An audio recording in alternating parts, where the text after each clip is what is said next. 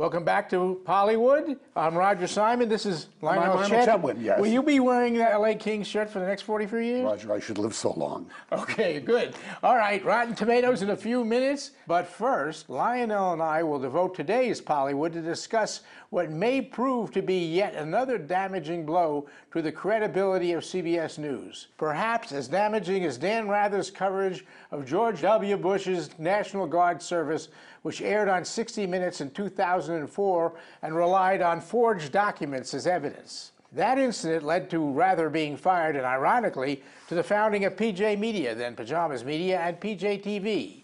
Then, as now, 60 Minutes has aired a controversial story whose veracity is proven suspect, and the organization finds themselves in hot water again.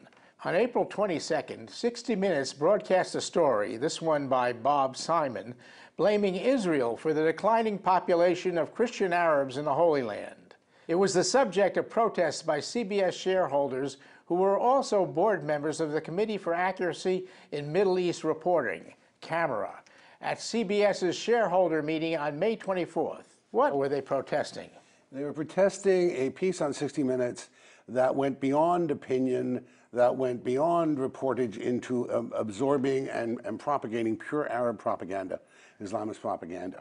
It was a story of the diminishing of the Arab population, the Christian population in what they call the occupied West Bank. In fact, it is not the Bethlehem, specifically Bethlehem. Bethlehem is not in the occupied West Bank.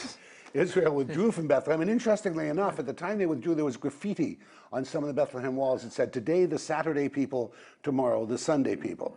At the time, I think the Christian population... Graffiti from Islamists. From Islamists, yes.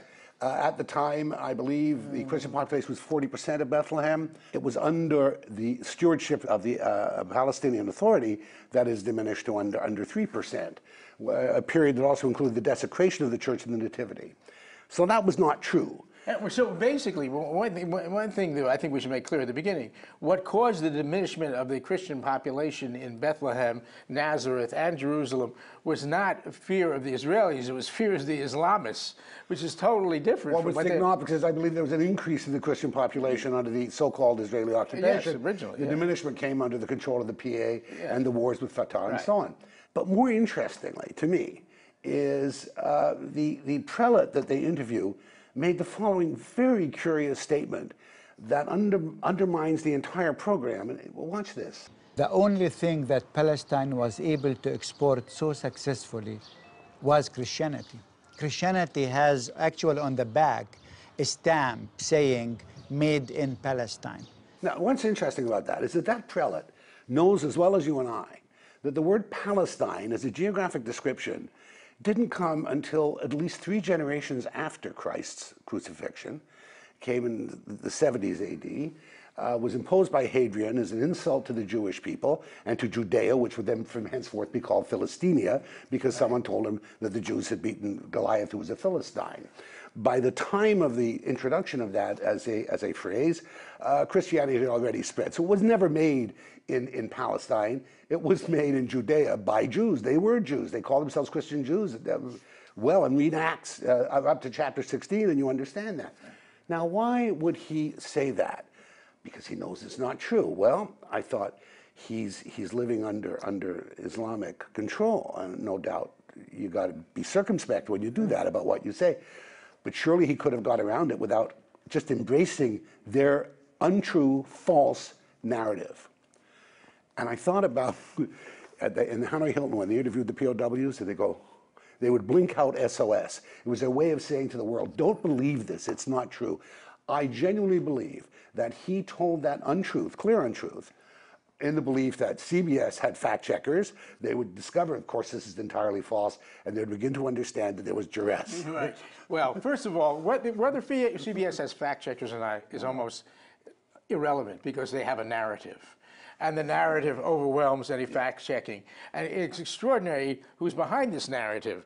Les Moonves, the head of CBS, a Jew who is also a blood relative of Ben Gurion, yes, the founder of Israel. I mean, it's extraordinary. I mean, and also the level of lies in this particular show went from the macro, the one you just described, to the micro. They would say things like Bethlehem, which is secure, they're surrounded by an Israeli security wall, which of course is not. Only one side, one smaller side of it. The rest of it is wide open.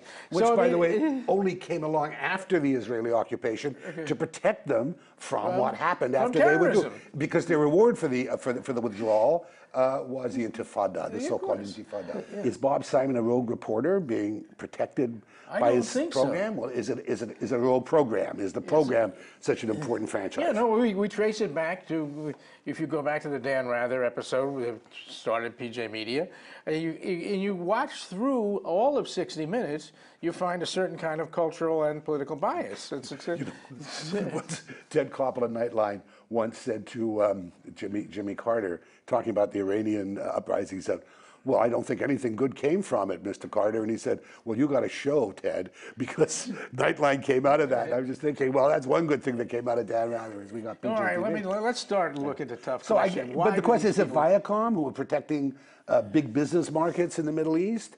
Is it CBS News? Is it CBS Entertainment? It's all of the above. But here's the tough question. The tough question is this: yeah. Why are Jewish people doing this to each other?